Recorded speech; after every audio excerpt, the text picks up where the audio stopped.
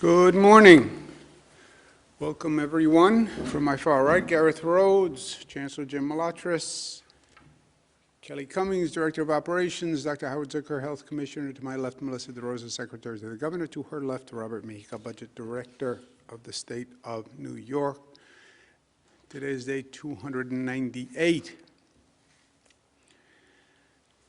Numbers for today: statewide positivity without microclusters.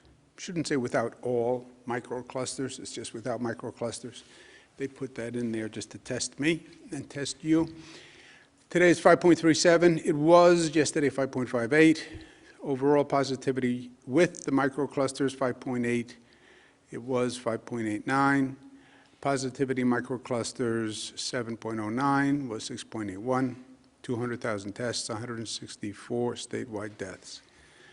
They are in our thoughts and prayers, especially during this holiday season. What a terrible, aggravating circumstance to this miserable year. Statewide hospitalizations, 6,800. Discharges, 672. Admissions, 1,008. ICU up 40. Intubations up 19. By percentage of population, Finger Lakes, Finger Lakes, Finger Lakes. Finger Lakes has been a problem for the past several weeks. It is not getting better. It's a serious concern for us.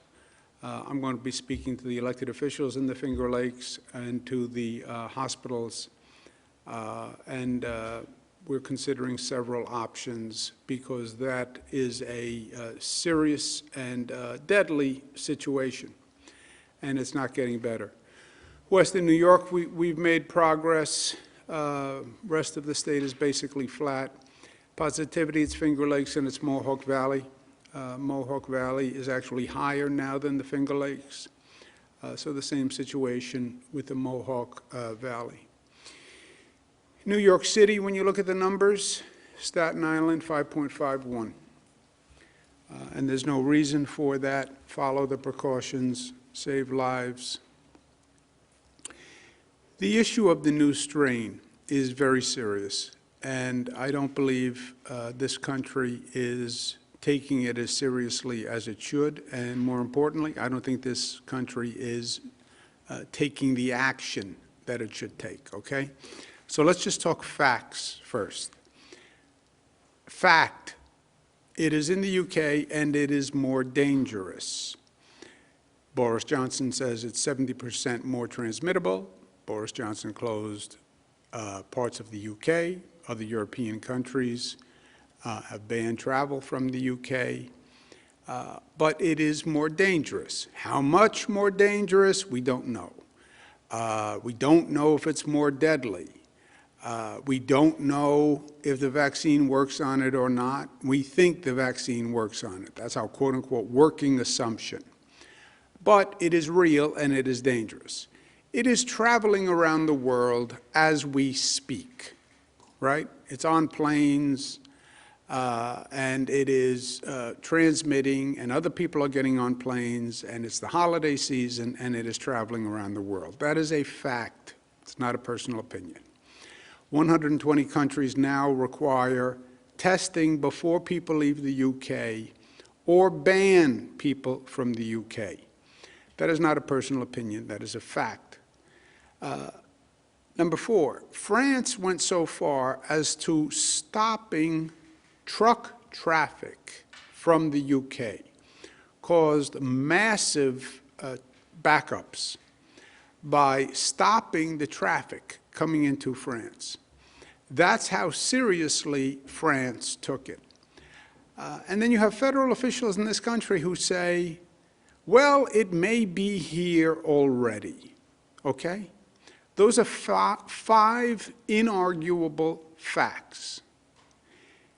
When you hear those facts, you have to say to yourself, what? What happened?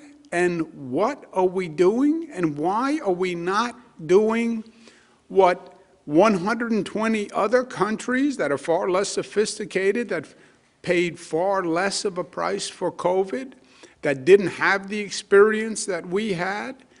why aren't we saying test the travelers in the UK before they get on a plane? Why aren't we saying test travelers, period, before they get on a plane and come to the United States? I mean, why wouldn't you do that? This is what happened in the spring. It is deja vu. It is the same mistake the federal government made that killed thousands of people and cost billions of dollars. They lost track of the virus. They knew it was in China, and then they lost track of it. And what happened is the virus got on a plane and went to Europe, and then got on another plane and flew to the United States, and nobody knew it.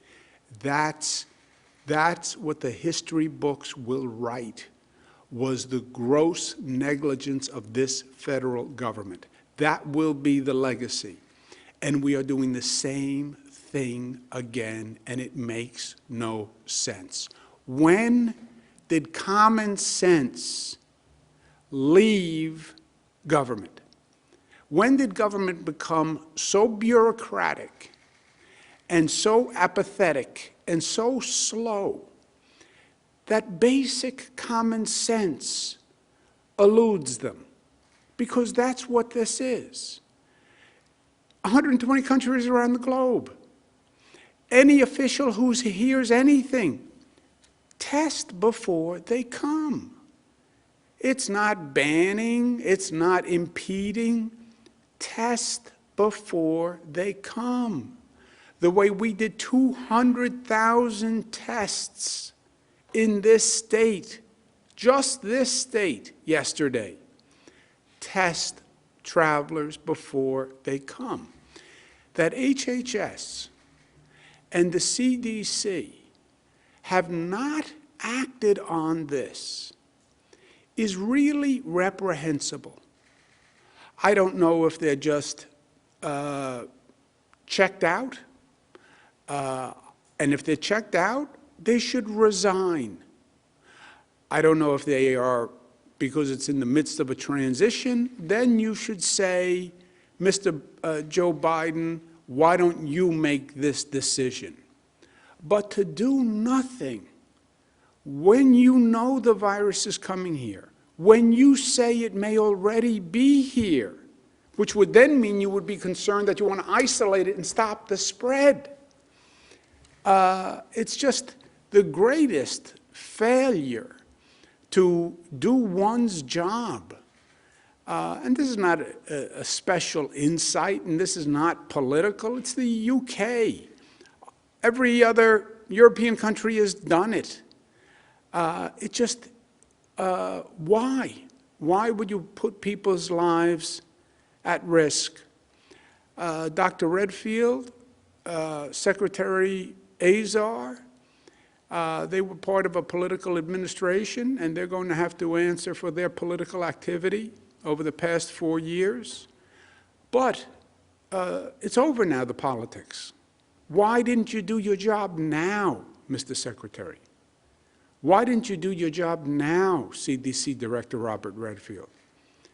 I'm sure the president isn't pressuring you anymore, so just do your job. New York Times,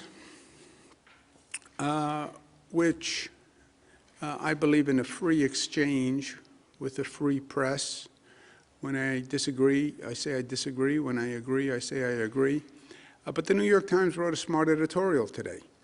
A contagious variant of the coronavirus has been detected. Trump administration is doing little to address it.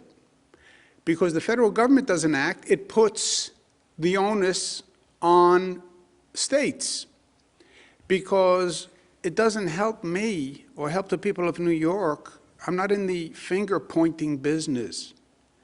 Well, the feds should have. Okay, but at the end of the day, my job is to protect New Yorkers. So if the feds don't act, I'm going to do whatever I can do. And we made tremendous progress. The airlines that fly into New York, there are 3 airlines. All 3 agreed to do testing before those flights land in New York. New York is the only state that has made that request. And New York now is safer than any other state because the people who are landing here are being tested. If I could do it, why can't the United States do it? I did it in 3 phone calls. They didn't fight me. Why wouldn't the United States do it?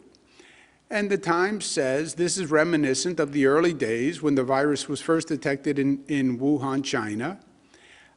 They enacted a travel ban against China, but it was already gone. They closed the barn door after the horse left.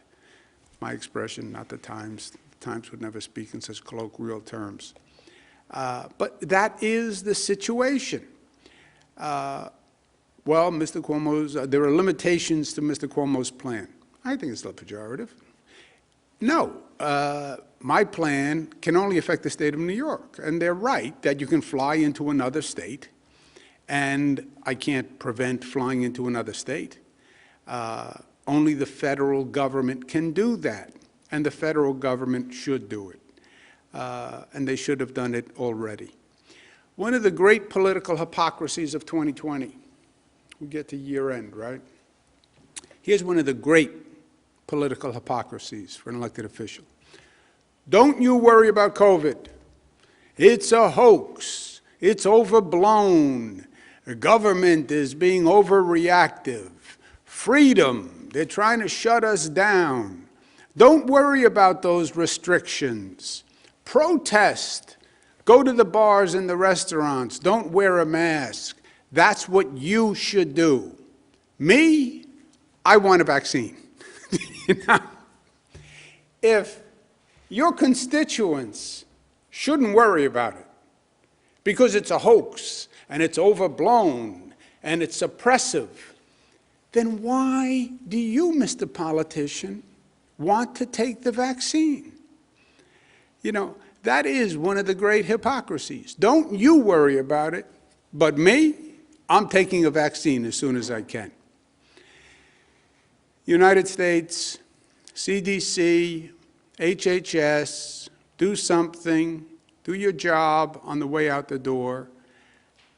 Just tell the UK, test travelers before they land in the United States. State lab is doing specimens from across the state. We're looking to find out if it's here, where it is. We want to isolate it. If it is more easily transmitted, we want to catch it in the crib, right? That's what contact tracing is all about. Find it. Patient 0. Where's patient 0? We want to find patient 0 on that variant. And in the meantime, stop other people who are infected from coming. This is the holiday season. The next 10 days are going to be key for us. If you look what has happened around the nation, you see a spike that has increased since Halloween. It got colder, people went indoors. But then you see a spike that happened in other parts of the country in Thanksgiving and coming out of Thanksgiving. Those parts of the country had more travel at Thanksgiving than we did. More travel is a proxy for more social gatherings. More social gatherings, fewer precautions, more spread. We did not have that same post-Thanksgiving spike because we were more cautioned and more intelligent about it. The question is what happens through Christmas and Kwanzaa and Christmas week and New Year's. Do we stay as diligent, or does that number go up? Does it stay flat? How high does it go up? How fast does it go up? We are not destined for a shutdown. I want to do everything I can to avoid a shutdown. The shutdown does tremendous economic damage and collateral damage to families. We can't survive with these economic shutdowns. And no hospital in the state, no hospital, has advised us that they are within 21 days, 3 weeks, of 85% capacity, right? So on the fear of overwhelming the hospital. system. No hospital has said that they're within 21 days. But that could change if the spike goes up dramatically. And that's what we need to watch over these next 10 days. Celebrate. I'm going to celebrate. I deserve to celebrate. I was good. I'm on Santa's good list. I have that on Inside Information. Celebrate, but just be smart about the way you celebrate, right? Avoid the density. Open the windows. Take a walk outside. Just be smart about the way you celebrate. Celebrate smart, stop the shutdowns. That's what's going to be on all our travel signs and flashing signs. Kelly Cummings is doing that to remind New Yorkers, celebrate smart, stop the shutdowns. Celebrate smart, stop shutdowns. Smart is part of being New York tough, right? It's part of our DNA. In the meantime, we're in a race between the vaccinations and the increase in the COVID rate. 89,000 New Yorkers have received the first dose. Nursing home program in the first 2 days, 90 facilities, 22,000 vaccines administered. Great job. More good news. Well, more surprising news. The Pfizer vaccine, we found out, had more dosages than they said per vial. That's good news. This is the Moderna COVID-19 vaccination kit. This is the Moderna vial. The Moderna vial was supposed to have 10 doses. This vial would do 10 doses. Actually, they're getting 11 doses per vial, which is different, but good different, as opposed to bad different. And after a year of having a lot of different pop-up, and 90% of it being bad, I'm glad that this is different but good. So we actually have more Moderna vaccines than we thought because there is more vaccination in the vial. That was also true for Pfizer. So they both made a mistake, but it was a mistake in a positive direction. I'm working on the State of the State now. State of the State I issue in the beginning of the year. The overall balance for the State of the State is how do you stay open safely and how do you reopen safely, right? And the balance is going to be how do you use vaccinations and testing to determine safety, okay? You have two tools. We're now the most proficient state in the nation on testing. We have vaccinations coming. There will be people who will receive 2 vaccinations shortly, and they will have been vaccinated. How do you use the vaccinations and the testing to define or determine safe in terms of reopening? You can't wait for the vaccine to hit critical mass, 75 to 85% of the population. That is months and months away. And by the way, the more they talk, the further the timeline. First it was going to be June, then it was going to be September. Now some people are suggesting even longer. We can't go through 9 months with restaurants shut. We have to come up with a smarter way to do this. And this is going to be a different period in history. You're going to see a global competition and a global sorting out where certain states, certain regions figure this out first and better than other places. And there will be winners and losers through this period.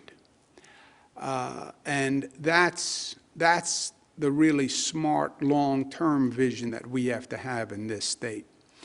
But we're talking about a demonstration. Can you reopen venues using rapid testing? ancillary question. Can you reopen venues using vaccinated people? We're not there yet with vaccinated people. But can you reopen venues using rapid testing? That's the question that the Department of Health has been analyzing, because I want to speak to it in the state of the state. But we're looking to test an hypothesis. The National Football League currently does games without testing. The Buffalo Bills are going to have a playoff game. Could we allow fans to the game with testing and then contact trace after the game? That's what the Department of Health has been working on. The Buffalo Bills proposed 6,700 fans. Department of Health is working on a model where you would test the fans before they go in. If they're negative, they go in, and then contact trace afterwards to see what the effect was. And Commissioner Zucker and Robert Mujica have been working with the Bills on this, and I'm going to ask them to comment. Commissioner Zucker, the picture, he's using his hands. That's because he's Italian, Dr. Zucker, and they tend to talk with their hands. Robert Mujica is not smiling. That's because the man is incapable of smiling. I've known him for 10 years, and I've yet to see him smile. So don't take anything from his facial expression. There's no negativity intended. That's just his face in repose. But Dr. Zucker, would you like to make a comment, and then we'll go to... Sure. Thank you, Governor. So as the Governor mentioned, this would be a demonstration project. It's a public health model. It's never been done anywhere in the country before. As the Governor mentioned, what we will do, we will work with the team to get all the fans tested who are coming in beforehand, 6,700 people, prior to the game. We'll have proof of a negative result prior to entering. We'll work with the team, and we will do contact tracing afterwards. And as I said, this is a demonstration project. My concern here is we can control how fans come into the stadium. We can control other factors as well dealing with the stadium. But the ancillary events, the parties, are where this virus can spread. The events at the airport is a classic example, which we saw the other day. Thousands gathered without masks. And that's how disease spreads. So how do we control that? That is really the question. That's what we are working on as well. And this is all obviously community spirit. We are extremely proud of the Bills. We are all New Yorkers. We work on these things together, and we will get through it. But that is our plan as a demonstration project, Governor, and no one else has done this in the nation before. Thank you. Thank you, Doctor. Mr. Mujica? So the Bills have submitted a plan that the state is reviewing, and we've gone back and forth with them on the elements of the plan, but they will control ingress and egress in the stadium. They will have social distancing within the stadium. Masks will be required at all times. Fans who are not wearing masks or won't wear masks would be ejected from the stadium if they are not. And there will be ushers in every section. Some sections will be closed off. And as Dr. Zucker mentioned previously, the Department of Health actually went to another stadium to see how some of these protocols could work, and they're comfortable with that. The testing is the newest piece, which no one else is doing anywhere in the country, but as the Governor points out, this would be the beginning to start to show how you could start events with testing and all of the other mitigation factors we have. This would be the first in the nation and the first in the Northeast. Okay, thank you very much. Countdown to Christmas, 2 days. We're distributing 7,300 toys, coats, school supplies. New Yorkers are the best, even with everything that's going on. They were so generous, and we want to thank them all. We want to thank Walmart and the China General Chamber of Commerce, and the literally hundreds of New Yorkers who donated toys. Even though the economy is terrible and everyone is suffering, New Yorkers are just beautiful people. I mean, I don't even have another way to say it. Happy Festivus for those who celebrate Festivus. Today is Festivus. If you're putting up your poll today, we hope you enjoy. My Festivus gift to the LCA is no Christmas briefing. We are not going to do a briefing on Christmas. So you have the day off. The LCA, for those who don't know, that's the Legislative Correspondence Association. Those are the reporters who we work with here in Albany. But Friday is also the airing of grievances for the LCA, which is our extended family. You know where to get me on the airing of grievances. If you're not going to be here, I have some grievances that I would like to air, so I would just ask people who are not going to be at work if they could leave their home numbers with the press office so I could contact them to air my grievances. But 10 days, holiday season is 10 days. What we do in the next 10 days is going to be key. Let's be smart. Part of being New York tough. Questions? Thank you, Governor. If you'd like to ask a question, please use the raise hand function at the bottom of your window. We'll take a moment to compile the Q&A roster.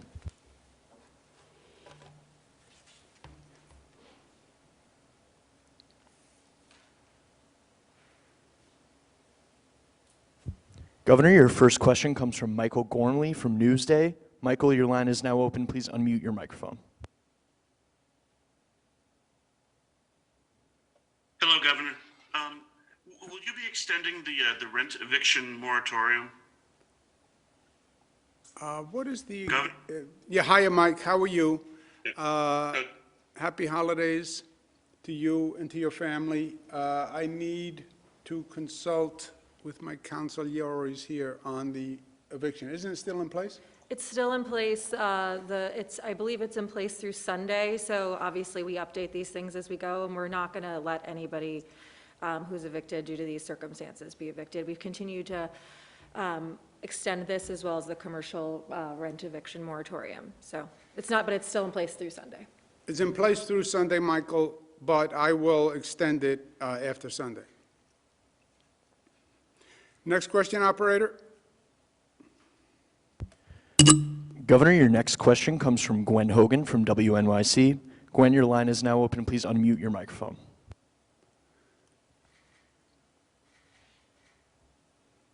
Gwen Hogan. Operator, how do you unmute a phone? *1.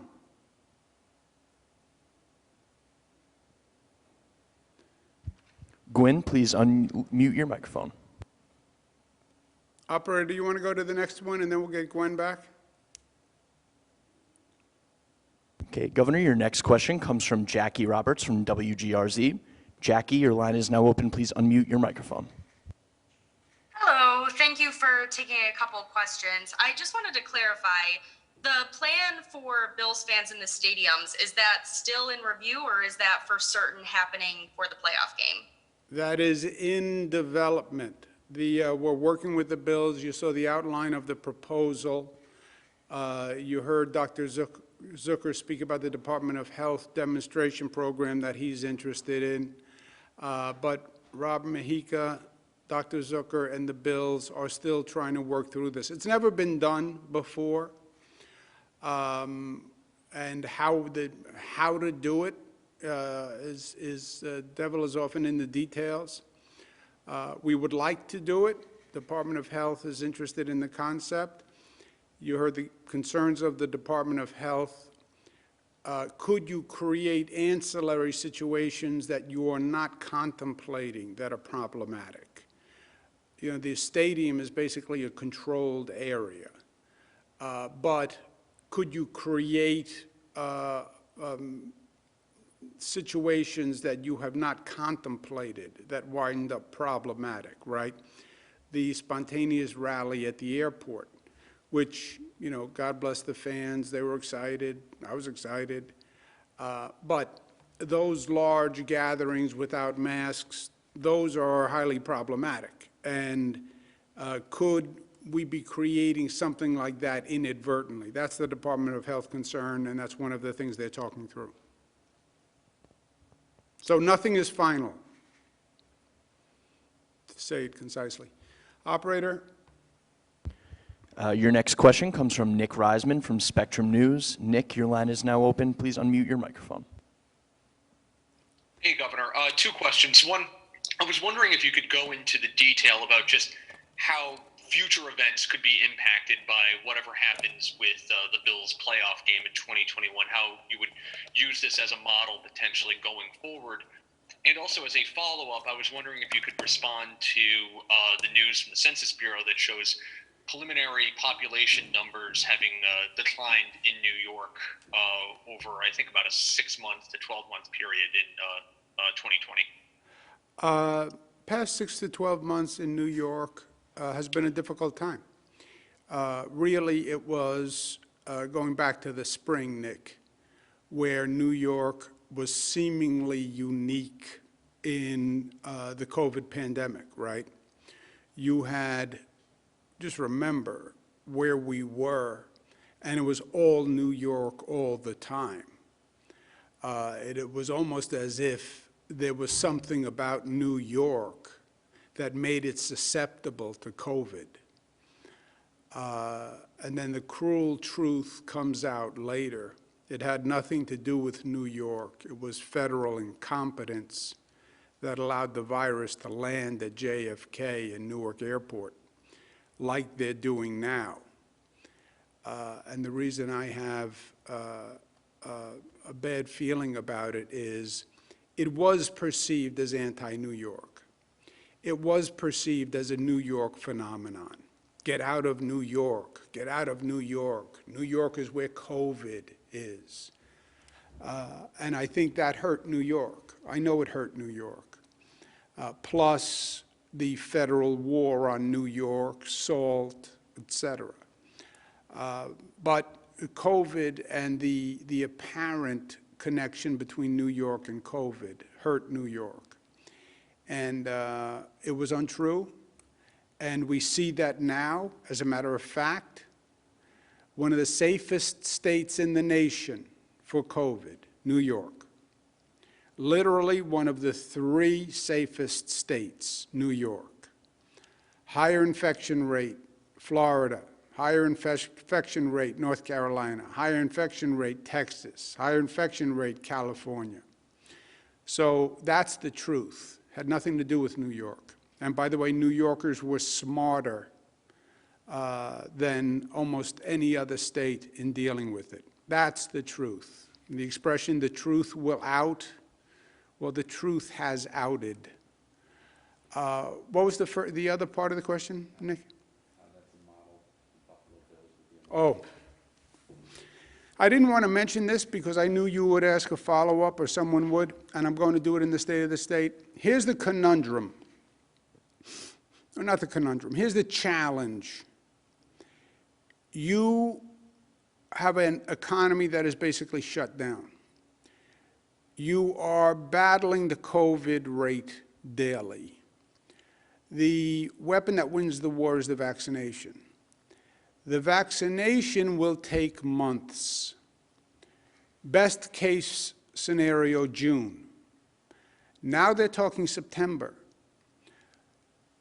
Some people are starting to say the end of the year 2021. We cannot go through a year with the economy shut down. We can't. We've only been at this for 10 months. We could not do another 9 months, 12 months. How do you balance that? How do you reopen or keep open the economy safely while you're waiting to hit full vaccination, critical mass, 75 to 80%? Never been done before, uncharted water. Well, just stay closed until you hit critical mass on the vaccine. What if critical mass is September? No restaurants for 9 months? All this continued economic pain for another 9 months? You couldn't sustain it. People couldn't sustain it. Forget the numbers. Psychically, you couldn't sustain it. Psychologically, you couldn't sustain it. But you do have vaccinations, and when somebody's vaccinated, they are apparently safe, right, so to speak. You do have rapid testing, where you can show up a half an hour before a football game and get a test and go into the game. How do you use those as tools to keep an economy open or reopen an economy? Big question mark. That's what I want to speak to in the state of the state. No other state is doing it. No other country is doing it. We're researching everything. But the alternative of wait until you hit critical mass for vaccines is not enough. And I'm saying too much about this because I'm writing the state of the state, so I have it in my mind. This next chapter is not about fixing a budget hole in the state budget or the city budget. This next challenge for next year is how does the post-COVID world realign economies and society? In other words, what is the lasting effect of the COVID experience? The Zoom calls don't go away, Nick. The work from home doesn't go away. The large gathering issue doesn't go away. The public health consequences don't go away. What is a city without restaurants and arts and museum and culture and symphonies? Why live in a city? What's the attraction of a city without that? These are big questions. It's not about how do we fill the hole. That's the micro level, you know, here to there question. We have a much bigger challenge. How did this restructure the economy, and where do we fit in it? And where's our opportunity? Let's take one more, operator. Governor, your last question comes from Shannon Young from Politico. Shannon, your line is now open. Please unmute your microphone. Hi, Governor. Just wanted to get an update on the racial disparities study that you announced in April. We're in December now. We haven't really heard any findings from that. And you announced a new task force this week that's going to be sort of looking at that issue in the vaccination process. So just wanted to get a sense of how that work is going to inform the task force and when we should expect findings.